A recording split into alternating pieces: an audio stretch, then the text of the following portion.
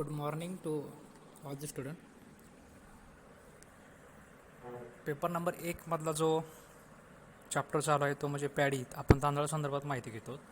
तर कालच्या लेक्चर्समध्ये आपण पेस्ट म्हणजे त्याच्यासाठी असणाऱ्या जे कीड रोग आहे कीड रोगासंदर्भात आपण कालच्या लेक्चर्समध्ये माहिती घेतली.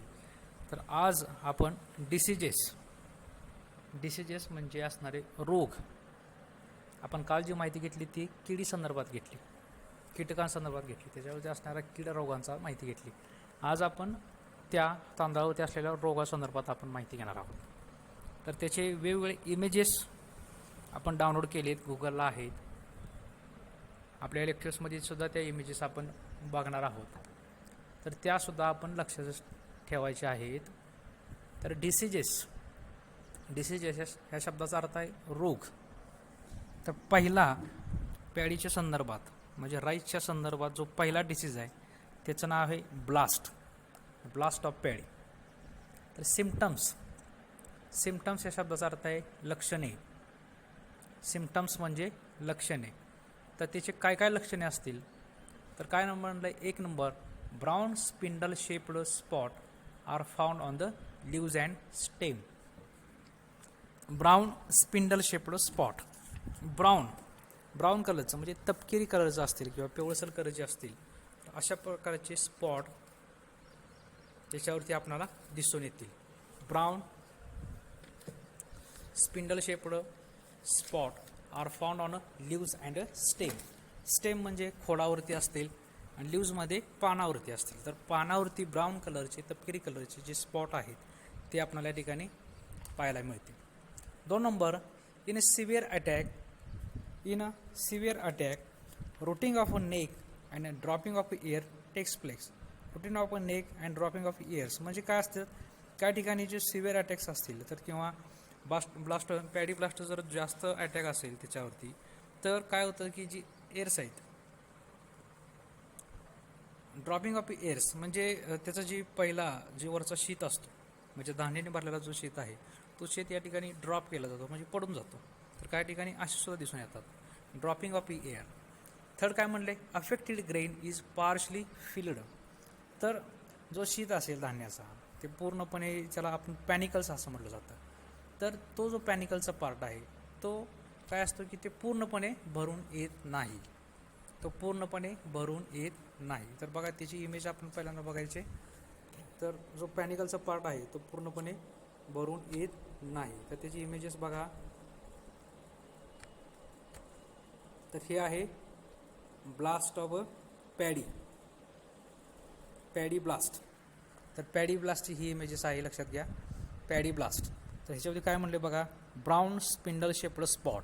इथं बघा हे ब्राऊन तपकिरी कलरचे स्पिंडल शेप्ड, ह्याचा जो शेप आहे ह्या शेपला स्पिंडल शेप्ड असं म्हणतात. ब्राऊन स्पिंडल शेप्ड स्पॉट बघा इथं बघा. तर अशा पद्धतीचा स्पॉट त्या पानावरती दिसत असतो. Brown spindle shaped spot are found on leaves and stem. पानावरती असेल, आता इकडे बघा स्टेमचा पार्ट आहे, हा स्पिंडल शेप्ड स्पॉट असतो. ब्राऊन तपकिरी कलरचा स्पिंडल शेप्ड स्पॉट या ठिकाणी दिसून येतोय. तर त्याच्या नेकवरती आणि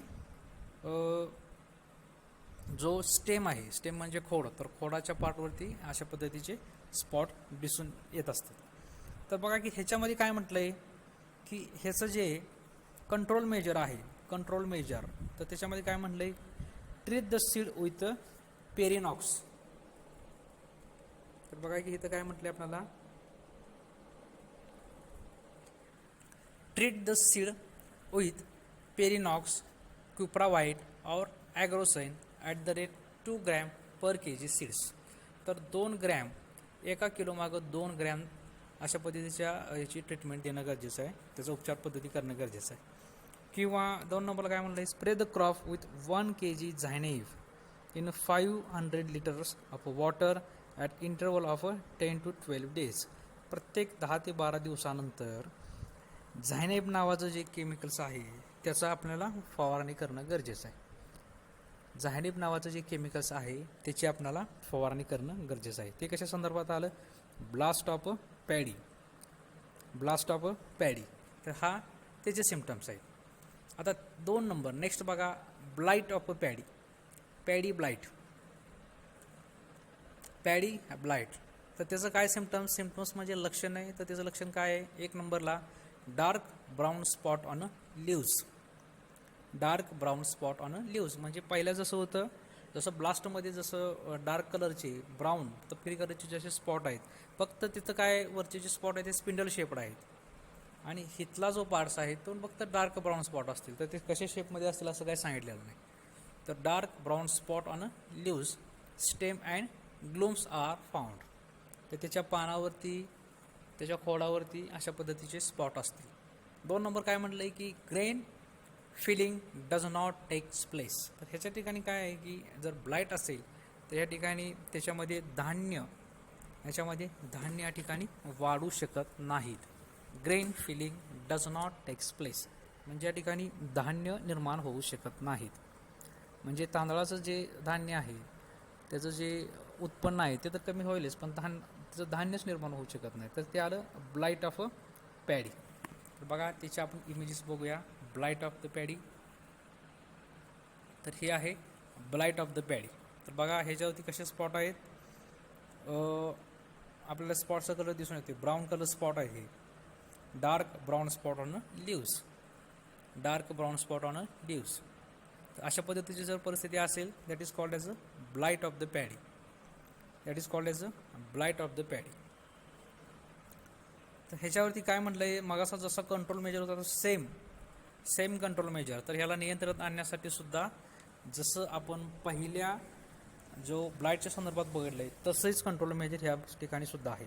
तर काय आहे, treat the seed with Perenox, Cupravit और Agrosan at the rate 2 gram per kg. तर बघा ट्रीटमेंट करायची आहे, ते जी बियाणं आहेत ते बियाणावरती पण ट्रीटमेंट काय करायची आहे, पेरोनॅक्स, क्युप्रावाइड, ॲग्रोसिन या नावाचे केमिकलची त्याच्यावर ट्रीटमेंट करायची आहे. 2 नंबरला काय म्हटलं आहे, spray the crop with 1 kg zineb in 500 liter of water at interval of 10 to 12 days. 10 ते 12 दिवसानंतर, प्रत्येकी 10 ते 12 दिवसानंतर त्याचे जे क्रॉप आहे त्याच्यावरती काय करतं, झायनेव नावाच्या केमिकलचं त्याच्यावरती मारा करायचा आहे. तर अशा संदर्भात हे आलं, हे ब्लाइटच्या संदर्भात आलं. 3 नंबरचा जो डिसीज आहे त्याचं नाव आहे फूट रॉट. त्याचं नाव आहे फूट रॉट. फूट रॉटलाच काय म्हणलं जातं, स्टेम रॉट सुद्धा असं म्हणलं जातं. 3 नंबरचा डिसीज आहे त्याचं नाव आहे फूट रॉट, त्यालाच स्टेम रॉट असं सुद्धा म्हणलं जातं. तर त्याचं बघा सिम्पटम्स म्हणजे लक्षण काय आहेत, affected plants remain stunted and fail to produces tillers. Remain stunted म्हणजे त्याची ज्या क्रॉपवरती, ज्या प्लांटवरती, ज्या वनस्पतीवरती अशा पद्धतीचा डिसीजेस आहे तर ते काय होतं, त्याची ग्रोथ होत नाही, तर त्याची वाढ जाग्यावरतीच थांबली जाते. अफेक्टेड प्लांट रिमेन स्टंटेड म्हणजे त्याची वाढ होत नाही, त्याची वाढ जाग्यावरती थांबली जाते. And fail to produces tillers म्हणजे त्याच्यामध्ये जो फांद्या निर्माण होतात त्या फांद्या निर्माण होऊ शकत नाही. That is called as the foot rot. Next काय म्हणलं आहे, root become reddish brown and rooted. Root become reddish brown and rooted. तर त्याचे जे मुळे आहेत ते काय होतात, रॅडिश ब्राऊन होतात म्हणजे लाल आणि तपकिरी या रंगात 2 रंगाचं कॉम्बिनेशन या ठिकाणी निर्माण होत असतं. आणि रुटेड म्हणजे ते कुजून जात असतात. तर त्याचे आपण इमेजेस बघणार आहे. आणि 3 नंबर काय म्हणलं आहे, ग्रेन्स गेट श्रीवेंद्र म्हणजे जे ग्रेन आहे ते कोमेजले जातात किंवा ते त्या योग्य पद्धतीने त्याची वाढ होऊ शकत नाही. हे आले सिम्पटम्स, फूट रॉटचे आले सिम्पटम्स. तर बघा त्याची इमेजेस आपण बघून घेऊया. तर हे बघा फूट रॉट. तर इथं काय म्हटलं आपण की टिलरिंग्स म्हणजे त्याचे जे फांदे आहेत तेच निर्माण इथं होऊ शकलेलं नाही. तर अगदी काडीसारखी परिस्थिती इथं निर्माण झाली म्हणजे नुसत्या काड्या उगवून आलेल्या आहेत. That is called as a foot rot. आणि खाली बघा की मुळाचा जो भाग आहे तो पूर्णपणे कुजलेला आहे. मुळाकडचा जो भाग आहे तो पूर्णपणे कुजलेला आहे. That is foot rot. लक्षात घ्या, हा फूट रॉटच्या संदर्भात आपण माहिती घेतली. राईसमधला हा 3 नंबरचा डिसीज आहे, त्याचं नाव आहे फूट रॉट किंवा स्टेम रॉट. तर इथं वाढ होऊ शकलेली नाही. त्याच्यानंतर मुळाकडचा जो भाग आहे तो पूर्णपणे कुजलेला आहे. Root become reddish brown and rooted पूर्णपणे कुजलेला आहे. ग्रेन गेट श्रीवेंकल म्हणजे ग्रेन्स फॉर्मेशन ज्याचा धान्याची निर्मिती आहे तीच या ठिकाणी होऊ शकलेली नाही. हे आलं फूट रॉट. 4 नंबरचा डिसीज आहे त्याचं नाव आहे बॅक्टेरियल ब्लाइट. तर ह्याची फूट रॉटचे कंट्रोल मेजर लक्षात घ्या. कंट्रोल मेजर काय आहेत तर त्याच्यासाठी पहिल्यांदा काय करायचं आहे, destroy stubble of previous crop. तर पूर्वी जे आपण पीक घेतलेलं आहे तर त्याचा जो केर कचरा असेल तो पूर्णपणे डिस्ट्रॉय म्हणजे नष्ट करून टाकायचा. 2 नंबर काय म्हणलं आहे, avoid standing water in a field. तर त्या क्षेत्रामध्ये पाण्याचं प्रमाण जे आहे तर ते पाणी या ठिकाणी तिथं राहता कामा नये. स्टँडिंग वॉटर म्हणजे जो आपलं जे क्षेत्र आहे ते पूर्णपणे पाण्यानं भरता कामा नये. तर बऱ्याच ठिकाणी बघा की आपल्यामध्ये ज्यावेळेस जळीत पिकाच्या संदर्भात आलता तर मागच्या वर्षी ज्यावेळेस पाऊस जास्त झाला होता तर अशा वेळेस पिकं जळली होती. कशामुळे जळली होती तर आपल्या शेतामध्ये पूर्णपणे आपलं शेत आहे ते पूर्णपणे पाण्याने भरलं असल्या कारणामुळेच अशा वेळेस पिकं पूर्णपणे जळून गेली होती. तर तशी परिस्थिती या ठिकाणी होऊ नये. 3 नंबर काय म्हणलं आहे, applies of fungicides. Applied cupric fungicide तर कुठला आहे, Ceresan @4 kg at the base of a plant. तर 4 तर सिरिसाइन नावाचं जे केमिकल्स आहे त्याचं या ठिकाणी आपल्याला ॲप्लिकेशन करायचं आहे, त्याचं आपल्याला ट्रीटमेंट करायची आहे. तर ते आलं फूट रॉटच्या संदर्भात. 4 नंबरचा जो डिसीज आहे त्याचं नाव आहे बॅक्टेरियल ब्लाइट. त्याचं नाव आहे बॅक्टेरियल ब्लाइट. तर बॅक्टेरियल ब्लाइट म्हणजे काय होत असतं, water soaked translucent streaks appears on leaves which later on become yellow to white color. तर ठीक आहे. तर इथं काय म्हटलंय की पाण्यासारखी परिस्थिती. आता बघा आता बॅक्टेरियल ब्लाइटचा आपण या ठिकाणी इमेजेस बघूया. तर हा बघा बॅक्टेरियल ब्लाइटचे इमेजेस आहे. हे आहे बॅक्टेरियल ब्लाइट. तर हे आली बॅक्टेरियल ब्लाइटची इमेजेस. तर ह्याच्यामध्ये काय म्हणलं, water soaked translucent streak appear on leaves. तर बघा जी पानं आहेत ती पानं पूर्णपणे जळून गेलेली आहेत. which later on become yellow to white in colour. तर हे बघा येलो आणि त्याच्याच पुन्हा पिवळ्यासोबतच व्हाईट. तर हे कसं असतात, पुन्हा ही पूर्णपणे पांढरी पडतात. Yellow to white in colour म्हणजे पूर्णपणे पुन्हा पांढरी पडून जातात. तर ते आलं, हे आहे डिसीजचं नाव, ह्या रोगाचं नाव आहे bacterial blight. This disease is called as a bacterial blight diseases.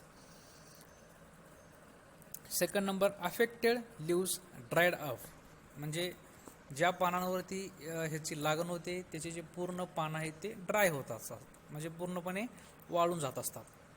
तर या रोगाच्या संदर्भातले कंट्रोल मेजर्स काय आहेत, कंट्रोल मेजर्स याचा अर्थ आहे याचा आपण नियंत्रण कशा पद्धतीने करू शकतो. तर 1 नंबरचं कंट्रोल मेजर बघा, dip seed in a streptomycin solution.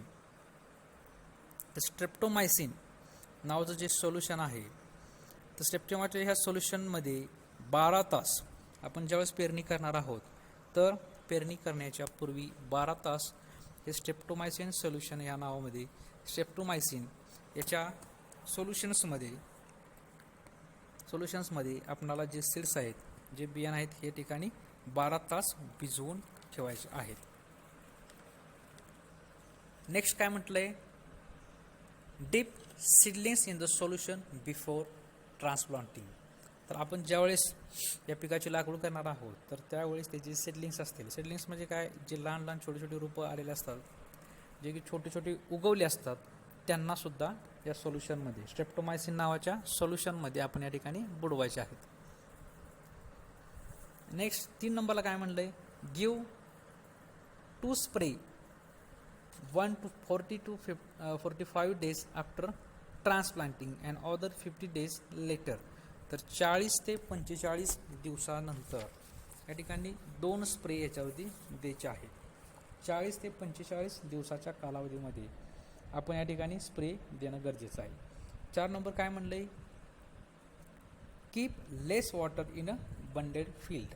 तर आपण जे फील्ड आहे, आपलं जे क्षेत्र आहे, तर त्याच्यामध्ये जास्त पाणी राहता कामा नये. तर आपण पाठीमागचे ज्याला बघितलं होतं तसंच सेम आहे. तर पाण्याचं प्रमाण कमी करा किंवा पाणी जास्त राहता कामा नये. 5 नंबर काय म्हणलंय, यूज रेजिस्टन्स व्हरायटीज.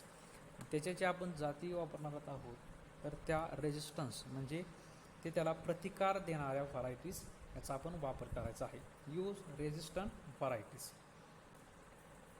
त्याच्यानंतर बघा की precautionary measures for control of pest and disease in a paddy. Precaution तर अशा पद्धतीचे पेस्ट म्हणजे अशा पद्धतीचे कीड असतील किंवा अशा पद्धतीचे रोग असेल, तर अशा पद्धतीचे किडीचा आणि रोग याच्यावरती येऊ नये म्हणून आपल्याला काय काळजी घेणं गरजेचं आहे, त्याच्यासाठी काय कंट्रोल मेजर्स करणं गरजेचं आहे. तर त्याचे काय कंट्रोल मेजर्स आहे, तर एक नंबरचं बघा, तर एक नंबरचं आहे की plough the field just after harvesting of a previous crop and pick up all stubbles and destroy them by burning. तर ज्यावेळेस आपण एखादं पीक घेतो, तर त्या पीक घेतल्यानंतर त्याची जी पूर्णपणे व्यवस्थित योग्य पद्धतीची नांगरटी करायची आहे. आणि पूर्णपणे नांगरटी केल्यानंतर आपण एखादं पीक घेण्याच्या अगोदर त्याची चांगली पद्धतीची नांगरटी करून त्याच्यामधून जो केर कचरा निघतो आहे, जे आपण पूर्वीचं जे एखादं पीक घेतलेलं आहे त्या पिकाचे काय खोडं राहिले असतील किंवा काय पालापाचोळा राहिला असेल, तर हा पूर्णपणे एका ठिकाणी गोळा करून हा पूर्ण पालापाचोळा आपण या ठिकाणी बर्निंग्स म्हणजे डिस्ट्रॉय करायचं आहे, नष्ट करायचं आहे. कसं, तर ते पूर्णपणे जाळून टाकून या ठिकाणी नष्ट करायचं आहे. तर आपल्या ठिकाणी बघा की आपण नवीन पीक घेताना पूर्वीचं जे पीक आहे तर त्याचा जो पालापाचोळा असतो तो पूर्णपणे आपण जाळून टाकत असतो. तर असं हे करणं गरजेचंच आहे. जर असं नाही केलं तर आपणाला अशा रोगांचा, अशा किडींना आपलं जे क्रॉप आहे, आपलं जे पीक आहे ते अशा किडींना बळी पडणार आहे. 2 नंबर काय म्हणले, do proper seed selection and seed treatment. तर आपण ज्यावेळेस एखादं बियाणं घेणार आहे तर त्याचं प्रॉपर सीड सिलेक्शन म्हणजे योग्य पद्धतीच्या बियाणांचा आपण वापर करायचा आहे. आणि सीड ट्रीटमेंट म्हणजे त्याला योग्य पद्धतीचा त्याच्यावरती उपचार पद्धतीसुद्धा योग्य करायची आहे. म्हणजे बियाणांवरतीच उपचार करायचा, म्हणजे पूर्वांदा मुळातच बियाणं लावत असताना बियाणावरती जर उपचार केला तर येणारं जे क्रॉप आहे ते चांगल्या पद्धतीचं असेल आणि योग्य पद्धतीचं असेल. 3 नंबर काय म्हटलं आहे, 3rd number, uproot and destroy some scattered diseases plant. तर ज्यावेळेस एखादा रोग या ठिकाणी एखाद्या प्लॅन्ट्सवरती, एखाद्या रोपावरती असा रोग आलेला आहे आणि असं आपल्याला दिसून येतं की बाबा असा पद्धतीचा रोग इथं आलेला आहे, तर त्याच वेळेस आपल्याला ती प्लॅन्ट्स आहे, ती जे रोप आहे ते आपण उपटून काढायचं आणि ती या ठिकाणी डिस्ट्रॉय म्हणजे नष्ट करून टाकायचं. 4 नंबर काय म्हटलं आहे की closing any crab holes with mud plasters in the field and burns. तर आपल्याला जी खेकडं असतात, तर खेकडांच्या जे काय लहान लहान छिद्र असतात की ज्या ठिकाणी खेकडे राहतात, तर ती सगळी जी होल आहेत या ठिकाणी मुजवून टाकायची, जेणेकरून खेकडांना पुन्हा बाहेर येता कामा नाही. 5 नंबर काय म्हटलं आहे, proper maintenance of a rice Burns.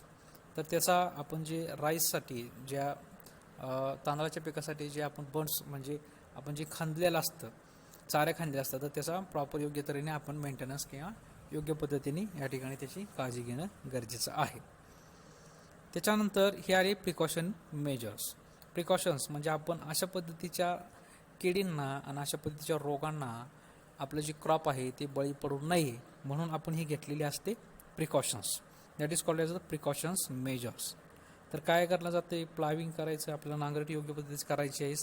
त्याच्यानंतर आपण जे बियाणं घेतो आहोत तर बियाणांना योग्य पद्धतीची उपचार पद्धती करायची आहे. आणि सीड सिलेक्शन म्हणजे बियाणंच असताना चांगल्या पद्धतीचे आणि टॉप क्वालिटीचे बियाणे घ्यायचे आहेत. 3 नंबरला काय म्हटलं आहे की ज्या एखाद्या प्लॅन्ट्सवरती, ज्या एखाद्या क्रॉपवरती अशा पद्धतीचा रोग आपल्याला दिसून येतोय, तर अशा पद्धतीचा रोग दिसत असतानाच तो रोग ते जे क्रॉप आहे, ते जे प्लॅन्ट आहे, ते जे रोप आहे ते आपल्याला उपरून काढून ते नष्ट करून टाकायचं आहे. त्याच्यानंतर काय म्हटलं आहे की जे खेकडं आहेत, तर खेकडं आपल्याला काय करतात की राईसला सर्रास खेकड्यांची हे होत असते, तर खेकडं राईस सर्रास खाऊन टाकत असतात. किंवा ज्यावेळेस आपण लहान असतात ते क्रॉप्स, त्याच वेळेस खेकडे त्याच्या ते नाग्याने ते तोडून टाकत असतात. तर त्याच्यासाठी आपणाला जी खेकड्यांची जी होल असतात ते पूर्णपणे चिखलाने आपलं मुजवून टाकायचे आहेत. त्याच्यानंतर काय म्हणले, proper maintenance of the rice Burns. तर आपण जे राईससाठी जे चर खांदेले असतात, तर त्याचंसुद्धा आपल्याला योग्य पद्धतीचा मेंटेनन्स करायचा आहे. त्याच्यानंतर बघा, त्याच्यातून पुढचं काय म्हणले, methods for slow release of nitrogen fertiliser in a paddy crop. Slow release तर काय म्हणते की नायट्रोजन जे आहे, तर नायट्रोजनचा ह्या ठिकाणी गरजेचे असते.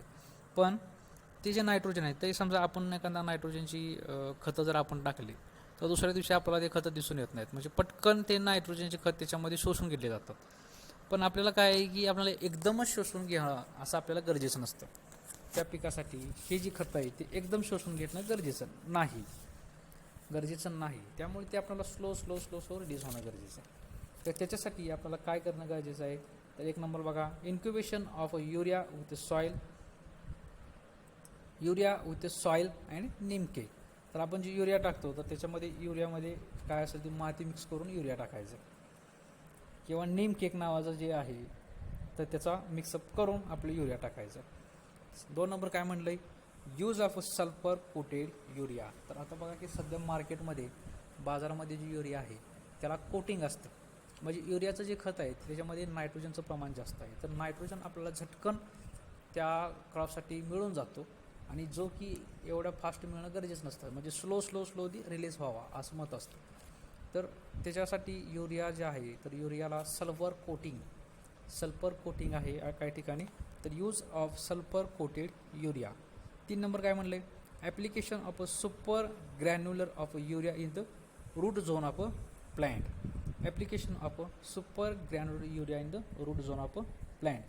तर ग्रॅन्युलर्स म्हणजे आता बघा की आपण जे साखर असते तर साखर जी असते ती ग्रॅन्युलर म्हणजे साखरेसारख्या परिस्थिती जे असते, तर त्याच्या रूट झोनला त्याच्या जो मूळ आहे तर मुळाच्या ठिकाणी अशा पद्धतीचा युरिया आपल्याला या ठिकाणी द्यायचा आहे. ॲप्लिकेशन ऑफ सुपर ग्रॅन्युलर्स म्हणजे साखरेसारखा, म्हणजे जसे साखरेचं जसं आकारमान आहे तशा पद्धतीचा युरिया असतो, आणि तोच युरिया आपल्या ठिकाणी रूट झोनला म्हणजे मुळाच्या ठिकाणी अशा पद्धतीचा युरिया द्यायचा आहे. 4 नंबर काय म्हटलं आहे, putting fertiliser pellets 10 centimetre deep in the soil nearest the plant root. तर प्लांटचं ज्या वनस्पतीचं जे मूळ आहे त्या मुळाच्या साईडला असा एक होल पाडून 10 सेंटीमीटर खाली असा होल पाडून त्या ठिकाणी आपल्याला फर्टिलायझरचे गोळे असतात लहान लहान प्लेट्स, तर ते त्या ठिकाणी ठेवायचे. अशा पद्धतीचं आपण नायट्रोजनचा रिलीज आहे, तर जे नायट्रोजन आहे ते थोडा हळूहळू नायट्रोजन या ठिकाणी त्या पिकाला मिळावा म्हणून मेथड्स आहेत. ह्याच्या काही पद्धती आहेत. Methods of slow release of nitrogen fertilisers in a paddy crop. तर नायट्रोजनचं आहे ते हळूहळू रिलीज व्हावं ह्याच्यासाठी ह्या असणाऱ्या मेथड्स दॅट इज तर हे आपण बघितलेत methods of slow release of nitrogen. Precaution त्याच्यासाठी पेस्ट आणि डिसीजेस आहे, रोगांना बळी पडू नये म्हणून काय आपण प्रिकॉशन्स काय काळजी काय करणे गरजेचं आहे त्याचीसुद्धा आपण या ठिकाणी माहिती बघितलेली आहे. त्याच्यानंतर आपण आज बघितले ते डिसीजेस म्हणजे रोग, तर पॅडीवरती म्हणजे तांदळावरती पडणाऱ्या रोगांसंदर्भात माहिती घेतलेली आहे. तर या लेक्चरसहित आपला जो पेपर नंबर 1 मधला जो पॅडी म्हणजे तांदूळ आहे तर तांदळाच्या पिकासंदर्भातली ही पूर्णपणे माहिती आहे. तर लक्षात घ्या की ह्या एक पिकांची आपल्याला योग्य पद्धतीने सगळी माहिती व्यवस्थित करायची आहे. प्रत्येक पिकाची पूर्ण माहिती सर्व माहिती आपल्याला व्यवस्थित तयार करायची आहे. आपल्याला चार्टच्या माध्यमातून आपल्याला त्यावेळी सांगितलं जाईल, तर चार्टच्या माध्यमातून आपण हे सगळं एकत्र करून ह्याची माहिती लक्षात ठेवायची. तर हे आहे पॅडी पिकाच्या संदर्भात.